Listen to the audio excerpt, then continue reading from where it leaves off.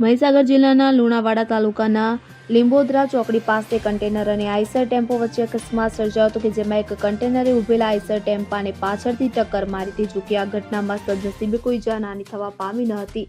મળતી વિગતો અનુસાર ગત રાત્રિના સમયે એક આઈસર ટેમ્પો ડાંગર ભરી લુણાવાડાથી લીંબડિયા તરફ જઈ રહ્યો હતો. તે દરમિયાન લીંબોદરા ચોકડી પાસે આઈસર ટેમ્પો પંચર પડતા રસ્તામાં ઊભો હતો અને રાત્રિનો સમય હોવાને કારણે પંચરની દુકાનો બંધ હોવાને કારણે ટેમ્પો રસ્તા પર જ ખોટવો આવ્યો હતો કે જેથી ટેમ્પા ચાલકે ટેમ્પાની પાછળ રસ્તા પર દેખાઈ આવે તે રીતે આળસ મૂકી હતી. ત્યારબાદ અંદાજે સવારના સુમારે લુણાવાડાથી લીંબડિયા તરફ એક કન્ટેનર પૂરપાટ ઝડપે આવી આગળ ઉભેલા આઈસર ટેમ્પો ન દેખાતા કન્ટેનરે ધડાકાભેર આઈસર ટેમ્પાને પાછળથી ટક્કર મારી, જેને કારણે આઈસર ટેમ્પો ડિવાઈડર પર ઘૂસી જવા પામ્યો હતો, જેને કારણે કન્ટેનર અને ટેમ્પાને નાનું મોટું નુકસાન થવા પામ્યું હતું. જોકે સદનસીબે આ ઘટનામાં કોઈ જાનહાનિ થવા પામી ન હતી. સંદીપ દેવાસરે સાથે CN24 ન્યૂઝ મહીસાગર.